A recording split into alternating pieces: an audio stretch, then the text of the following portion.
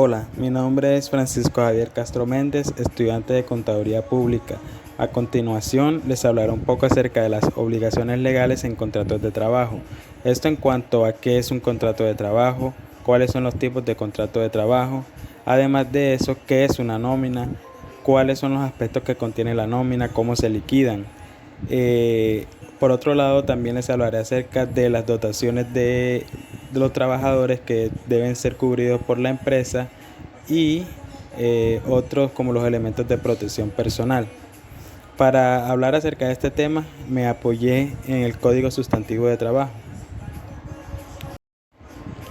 Para comenzar, entonces, un contrato de trabajo está regulado en Colombia por el Código Sustantivo del Trabajo en los artículos del 22 al 75, en donde se establecen las diferentes modalidades de contratación laboral, su duración, terminación e indemnización en caso que el despido sea injustificado.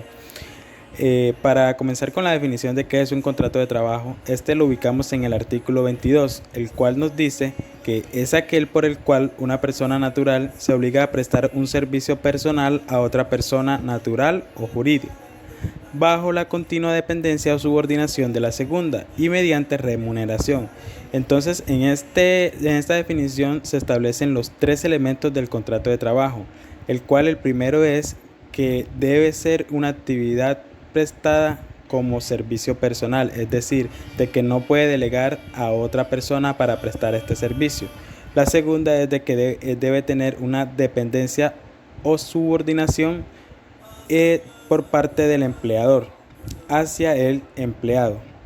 Esto quiere decir de que el empleador debe constantemente reiterar su posición, es decir, delegarle las funciones, las responsabilidades que el trabajador debe emplear durante su servicio en la empresa.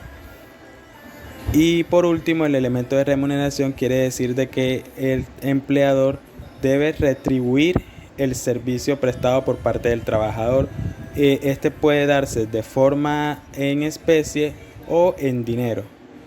Además de eso, los contratos de trabajo se pueden dar de forma verbal o escrita, es decir, de que no siempre los contratos de trabajo deben constar por medio de firmas, sino que también se pueden comprobar por medio de testimonios por las partes que intervinieron en cuando se realizó el contrato. Para efectos legales ya de una empresa industrial o manufacturera, se hace estrictamente necesario de que el contrato se realice de forma escrita. En la normatividad se establecen 4 tipos de contrato, los cuales se caracterizan por la durabilidad del contrato de trabajo. En primera instancia tenemos el contrato de trabajo a término fijo. En este se dice de que tiene un periodo máximo de 3 años, pero de que se pueden ser renovados ilimitadamente. Después nos viene el contrato a término indefinido. Este no tiene un periodo de terminación del contrato. Continuamos con el contrato de obra o labor. Este se realiza cuando se requiere contratar a una persona para desarrollar una obra, ya sea de construcción o de algo que se requiera directamente, pero de que cuando se termine dicha obra, el contrato se da por terminado. Por último, nos encontramos al contrato ocasional, accidental o transitorio. Este tipo de contrato lo que nos dice es de que solamente se pueden dar para pequeños servicios, es decir, cuando se requiere pintar una pared en una oficina, cuando se requiere reparación de alguna parte de la empresa, entre otros. Ahora vienen las obligaciones del trabajador o empleado, las cuales están consagradas en el artículo 58 del Código Sustantivo del Trabajo. Como primera medida tenemos de que el trabajador está obligado a realizar personalmente la labor en los términos estipulados. Es decir, este punto está directamente relacionado con el primer elemento del contrato de trabajo, el cual nos dice de que el trabajador debe desarrollar la actividad o las funciones de forma personal sin delegar a otra persona. Como segundo ítem tenemos de que el trabajador no debe comunicar con terceros las informaciones que tenga sobre su trabajo. Esto lo que hace es que las empresas puedan guardar su información, su confidencialidad, por ejemplo, las fórmulas químicas de sus procesos por los cuales está directamente relacionados. Como tercer ítem tenemos el conservar y restituir en buen estado los instrumentos y útiles que le hayan sido facilitados y las materias sobrantes. Es decir, que cuando el empleador le facilita, por ejemplo, los equipos de trabajo, el trabajador debe garantizar siempre el buen estado de estos equipos de trabajo. No puede disponer de ellos para, por ejemplo, llevárselo a su casa. Como tercer ítem, tenemos de que el trabajador está obligado a conservar y restituir en buen estado los instrumentos y útiles que le hayan sido facilitados y las materias primas sobrantes. Es decir, de que el trabajador está en la obligación de garantizar el buen estado o las buenas condiciones de los equipos de trabajo que se le fue asignado para cumplir con sus funciones laborales.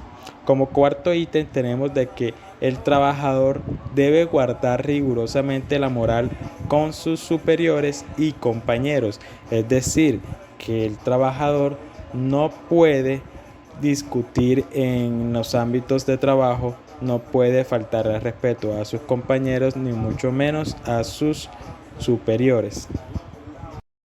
Como quinto ítem tenemos de que el trabajador debe comunicar oportunamente al empleador las observaciones que estime conducentes a evitarle daños y perjuicios. Es decir, si el trabajador ve que en su campo de trabajo existen riesgos que puedan afectar su integridad física, debe comunicarle inmediatamente a su empleador para que éste tome sus acciones preventivas en el caso.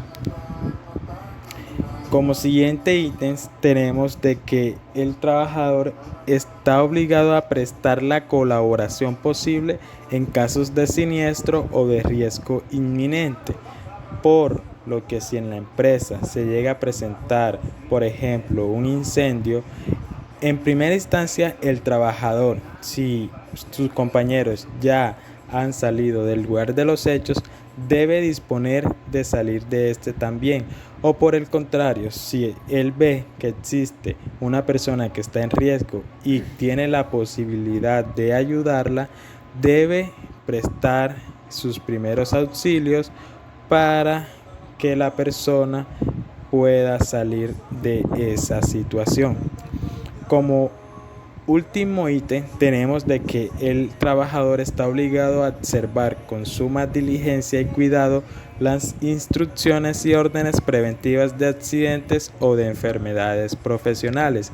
Es decir, que si el empleador dispone, por ejemplo, de capacitaciones para que sus empleados puedan formarse con temas respecto a la seguridad y salud en el trabajo, el trabajador debe estar atento a estas indicaciones y no estar concentrado en otros temas que no son de su interés en ese momento.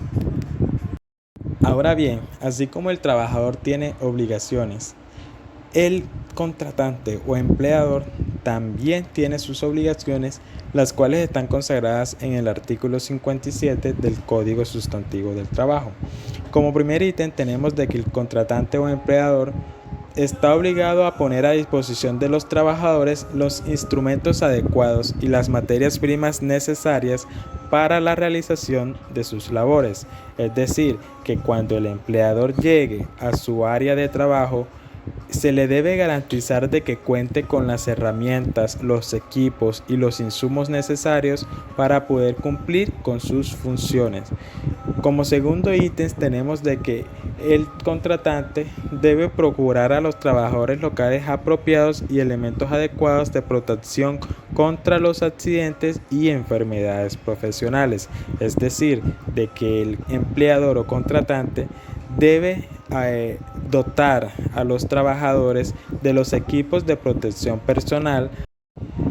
Como segundo ítem, tenemos de que los empleadores o contratantes deben dotar a los trabajadores de sus elementos de protección contra los accidentes y enfermedades profesionales. Esto con el fin de que el trabajador no se vea expuesto a accidentes de tipo profesional, como por ejemplo de que no tenga el vestuario adecuado para la manipulación de productos, por ejemplo de fluidos, o que no tenga las gafas para cuando realicen labores, de que puedan ver afectados la vista, entre otros. Como tercer ítem tenemos de que el empleador debe pagar la remuneración pactada en las condiciones pactadas.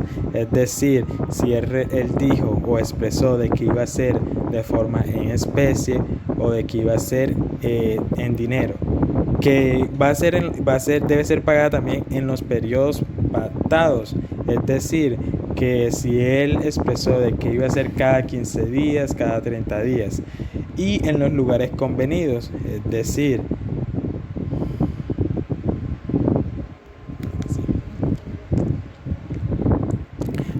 como cuarto ítem tenemos de que el contratante o empleador debe guardar absoluto respeto a la dignidad personal del trabajador, a sus creencias y sentimientos. Esto tiene que ver que en cuanto de que el empleador no puede menospreciar o menoscabar las creencias religiosas, por ejemplo, por parte del trabajador, por el hecho de que el empleador tenga otras doctrinas diferentes. Por ejemplo, de que si uno pertenece a la religión católica, el otro pertenece a los testigos de Jehová, el otro son cristianos. Entonces, por ese hecho, no se puede discriminar al trabajador. Como quinto ítem tenemos de que el contratante o empleador está obligado a cumplir el reglamento y mantener el orden, la moralidad y el respeto a las leyes.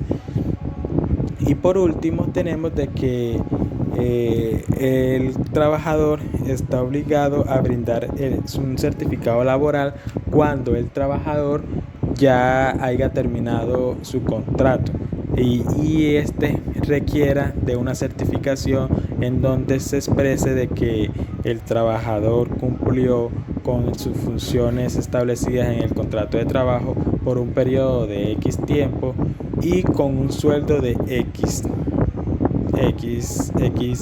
dinero. Además de eso, el empleador debe cubrir con los gastos razonables en que incurra el trabajador. Por ejemplo, si el trabajador para poder cumplir sus funciones debe desplazarse de un lugar a otro, eso no debe salir del bolsillo del trabajador, sino de que el empleador o contratante debe respaldar estos gastos. Además de eso, el trabajador debe garantizar ciertas licencias, como por ejemplo la licencia de maternidad y paternidad, la licencia de poder ejercer el derecho al voto, entre otras que están consagradas en el Código Sustantivo del Trabajo. Para continuar, vamos a hablar acerca de qué es una nómina. Entonces, en la contabilidad se dice que la nómina es el registro financiero que una empresa realiza sobre los salarios de sus empleados, bonificaciones y deducciones. O bien, el término nómina indica la cantidad pagada a los empleados por el trabajo que han hecho en la empresa durante un periodo determinado de tiempo, bien sea mensual o quincenal. La nómina no solamente incluye lo que es pues el salario básico de la persona, sino de que también se debe liquidar otros aspectos como lo es el auxilio de transporte, las prestaciones sociales, las comisiones, remuneración por horas extras, entre otros. Entonces, para entrar en detalle, el auxilio de transporte es un apoyo económico que está regido mediante o creado mediante la Ley 15 de 1959 y reglamentado por el Decreto 1258 de 1959. Este auxilio de transporte en Colombia para el 2020 fue estipulado de 102.854 pesos y está consagrado en el decreto 2361 del 26 de diciembre del 2019.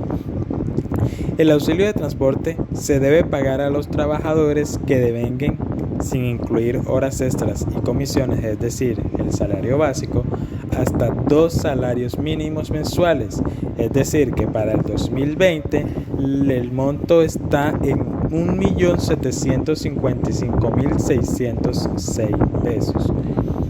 Esto siempre y cuando el empleador no suministre el medio de transporte o si el empleado no se encuentra disfrutando de sus vacaciones ni en uso de sus licencias o se encuentra suspendido en ejercicio de sus funciones. El auxilio de transporte se liquida según la cantidad de trabajo, es decir, teniendo en cuenta los días laborales. Esto quiere decir de que el auxilio de transporte siempre no va a ser de la totalidad en el cual está estipulado, sino que va a ser de manera porcentual según los días en que el trabajador laboró en la empresa. Ahora bien, para continuar, vamos a hablar acerca de los aportes a la seguridad social y parafiscales. Los aportes a la seguridad social están consagrados lo que es la salud, la pensión y la ARL, que son la administración de riesgos laborales. Entonces, en primera instancia tenemos de que el empleado elige la EPS y el fondo de pensión a la cual quiere ser vinculada y el empleador por su parte elige a qué ARL vincula a sus trabajadores. Y la base de cotización de estos aportes es del salario devengado por el trabajador, excluyendo el auxilio de transporte. La salud y la pensión están divididos por un aporte hecha por el empleador y un aporte hecha por el empleado. En el término de la salud, el empleador debe realizar un aporte del 8,5% y el empleado un aporte del 4% para un total del 12,5%. Y en la pensión, el empleador debe realizar un aporte del 12% y el empleado un aporte del 4% para un total del 16%. Mientras que en la ARL el empleado no está en la obligación de realizar ningún aporte, sino que estos corren por cuenta del empleador, el cual está en un porcentaje del 0,522% al 6,96% y estos están como divididos o dependen del tipo de riesgo al cual están expuestos los trabajadores a la hora de realizar sus funciones dentro de la empresa. Por otra parte, están los aportes parafiscales. Estos se encuentran a cargo solamente del empleador y la base de cotización es el salario devengado por el trabajador, excluyendo el auxilio de transporte, a excepción de la caja de compensación, la cual la base de cotización es del total devengado. Entonces, por el concepto SENA, la tarifa o el porcentaje del cual se debe sacar este aporte es del 2%. Para el ICBF es del 3% y para la caja de compensación es del 4% del total devengado, como ya se mencionó. Para conocer un poco acerca de cuáles son los tipos de riesgo a los que se encuentran vinculados los trabajadores para el pago de las ARLs, conocemos o en esto se tiene de que son 5 riesgos, 5 tipos de riesgo y que cada uno tiene una tarifa el cual depende de su actividad. Entonces, para el riesgo tipo 1 la tarifa es del 0.522% y están comprendidas las actividades financieras, trabajos de oficina, administrativos, centros educativos y restaurantes. Es decir, estas son para las actividades que no requieren un mínimo o que es muy mínima el riesgo al que se pueden encontrar expuestos los trabajadores. El riesgo de tipo 2 comprende una tarifa del 1.044% y están incluidas las actividades de algunos procesos manufactureros como lo son la fabricación de tapetes, tejidos, confecciones y flores artificiales, almacén por departamentos y algunas labores agrícolas. En el riesgo tipo 3, la tarifa es del 2.436% y comprende las actividades que son de algunos procesos manufactureros como la fabricación de agujas, alcoholes y artículos de cuero. El riesgo tipo 4 tiene una tarifa del 4.35% y comprende las actividades de procesos manufactureros como fabricación de aceites, cervezas, vidrios, procesos de galvanización, transportes y servicios de vigilancia privada. Y por último, el riesgo tipo 5, que es el más alto, tiene una tarifa del 6.96% y comprende las actividades que en cuanto o relacionadas a areneras, manejo de asbesto, bomberos, manejo de explosivos, construcción y explotación petrolera. Para continuar también en la nómina se detalla lo que es las prestaciones sociales, la cual se dice de que es una provisión que se debe realizar cada vez que se liquide la nómina y se encuentra a cargo del empleador. Este tipo de prestaciones en total son 4, el cual la primera es cesantías, que tiene una tarifa del 8.33% del total de vengado. Los intereses de cesantías, que es del 1%, cada vez que se realice la liquidación de la nómina, y que en total o anual es del 12% del total o del valor de las cesantías. El otro concepto es de prima, que tiene una tarifa del 8.33% y la base de cotización es del total de vengado. Y por último, el concepto de vacaciones, que es del 4.17% y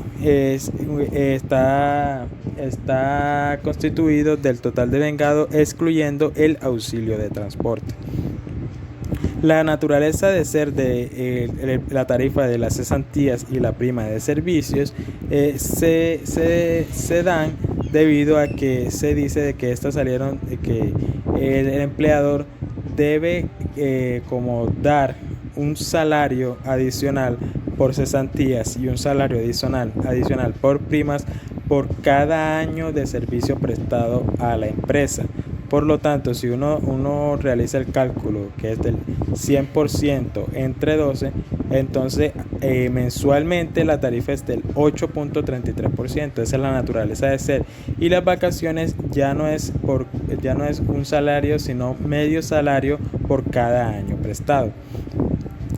Los tiempos para realizar o para pagar estas prestaciones sociales de las cesantías se dan para máximo el 15 de febrero de cada año. Y para las primas están comprendidos para mediados de junio, que es como la mitad de la prima, y la otra para mediados o casi finales de diciembre.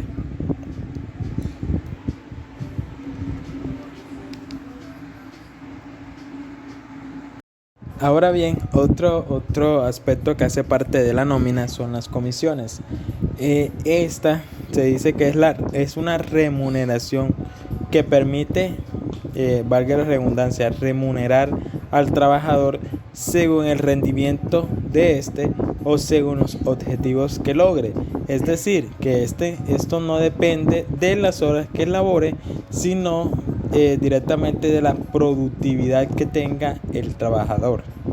Las comisiones deben ser consagradas en el contrato de trabajo, en donde se puede acordar que el total del salario sea por comisiones o bien de que el empleador le asigne un sueldo básico al trabajador, pero que además puede obtener ciertas comisiones producto de de sus ventas. Este tema de comisiones están ligadas al Código Sustantivo de Trabajo en el artículo 127, en donde se establecen de que estas comisiones hacen parte del salario, es decir, de que no es que las comisiones no constituyan salario, por lo que no pueden estar exentas para la liquidación de los aportes de prestaciones sociales, aportes parafiscales, entre otros de los cuales fueron los que se mencionaron anteriormente. Por otro lado, encontramos el trabajo suplementario o trabajo extra. De acuerdo con el Código Sustantivo del Trabajo, se entiende como una hora extra al trabajo adicional exceder la jornada máximo legal, que comprende 48 horas a la semana y 8 horas al día. Las horas extras no deben ser superiores a 12 horas semanales o 2 horas diarias, y estas deben ser autorizadas con anterioridad por parte del trabajador. Es decir, de que si el empleador está requiriendo a un trabajador para que realice unas horas extras, esto debe ser acordado por lo mínimo un día anterior, y que si el trabajador no está de acuerdo con el empleador no debe obligar al trabajador a cumplir con esta labor. Para tener un poquito como de comprensión, cabe destacar que la jornada laboral diurna corresponde desde las 6 a.m. hasta las 9 p.m., por lo que la jornada nocturna está abarcado lo que son desde las 9 p.m. hasta las 6 a.m. Entonces, el trabajo nocturno se remunera con un cargo del 35% sobre el valor del trabajo diurno. En no es necesario de que el trabajador esté realizando horas extras, sino de que si el trabajador realiza su actividad o sus funciones laborales en horas horas catalogadas como jornada nocturna, ya por ese hecho se debe liquidar la nómina con un 35% más del valor trabajado. Por otra parte, tenemos de que el trabajo extradiurno, que es ya cuando el trabajador sobrepasa las horas máximas legalmente constituidas, que son de 48 horas a la semana, se remunera con un cargo del 25% sobre el valor del trabajo ordinario diurno, y cuando es un extra nocturno se remunera con un cargo del 75% sobre el valor del trabajo ordinario diurno. Por otro lado, tenemos también que está el trabajo dominical o festivo.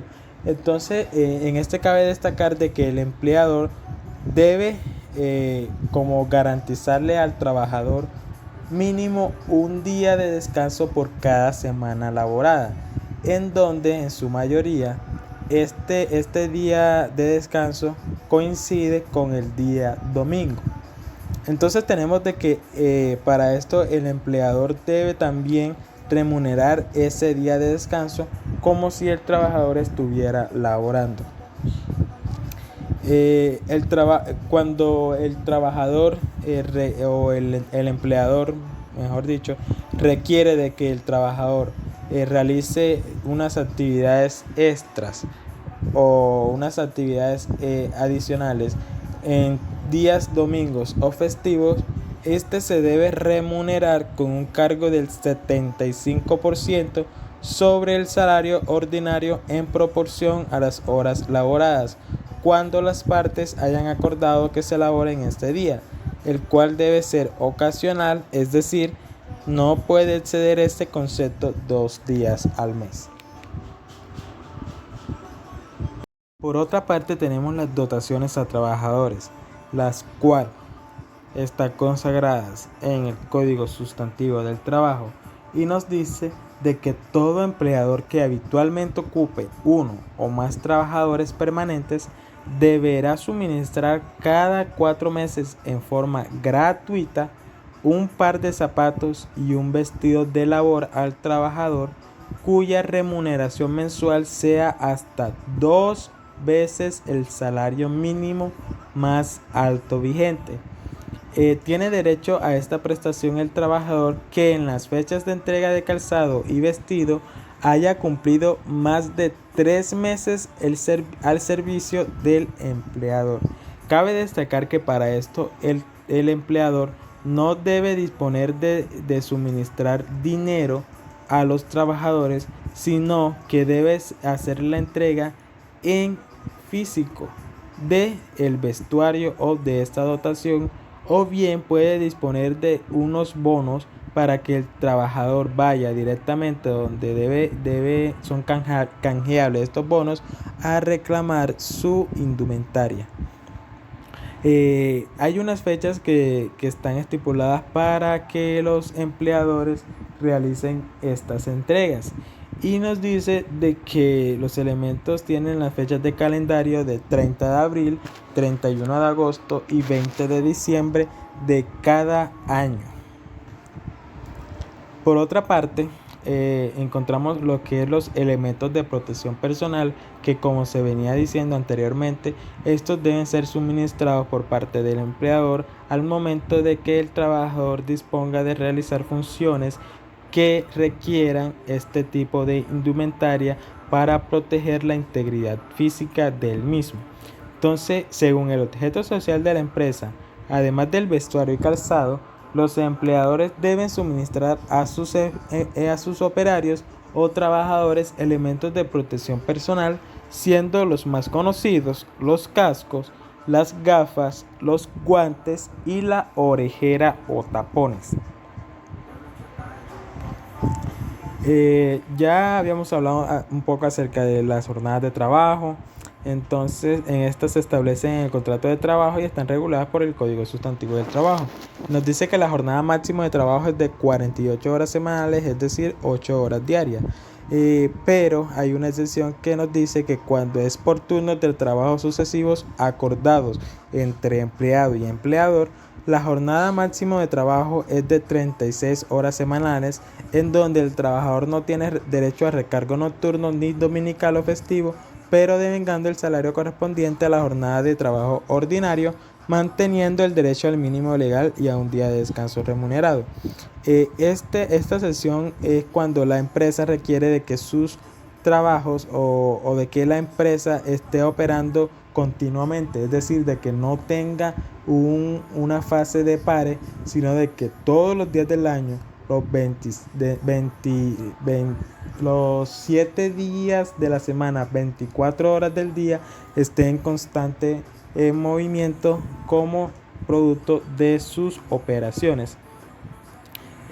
Además de esto, se podrá acordar jornadas de trabajo flexibles distribuidas en máximo 6 días, en donde el número de horas de trabajo diario podrá repartirse de manera variable durante la respectiva semana, teniendo como mínimo 4 horas continuas y como máximo hasta 10 horas diarias, sin lugar a ningún recargo por trabajo suplementario cuando el número de horas de trabajo no excede el promedio de 48 horas semanales dentro de la jornada ordinaria de 6 a.m. a 9 p.m. Para terminar, las empresas industriales o manufactureras están en la obligación de tener ciertos aspectos a considerar a la hora de realizar contratos de trabajo.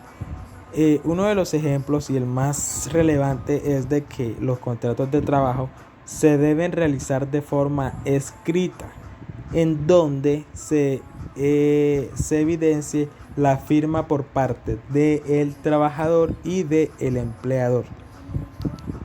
Las empresas industriales están regidas hoy en día bajo el decreto 1072 de 2015, por el medio del cual se expide el decreto único reglamentario del sector trabajo. En esta nos dice de que toda empresa industrial o comercial está en la obligación de contar con un sistema de gestión de seguridad y salud en el trabajo para que la empresa pueda garantizarle al trabajador su seguridad o su integridad física a la hora de realizar sus labores pertinentes. Además de eso, la empresa debe tener las acciones preventivas, correctivas cuando se presenta una catástrofe. Debe tener ciertos aspectos como son los delineados de las áreas de trabajo. La evacuación o las salidas de emergencia deben estar demarcadas. Además de eso, las empresas deben tener estipulado un protocolo de emergencia cuando se realizan accidentes de trabajo, entre otros aspectos. Muchas gracias por su atención. Espero y esto haya sido un poco de su agrado, y pues si tienen alguna duda, no duden en contactar a la profesora para que ésta pueda resolver sus inquietudes al respecto de la temática.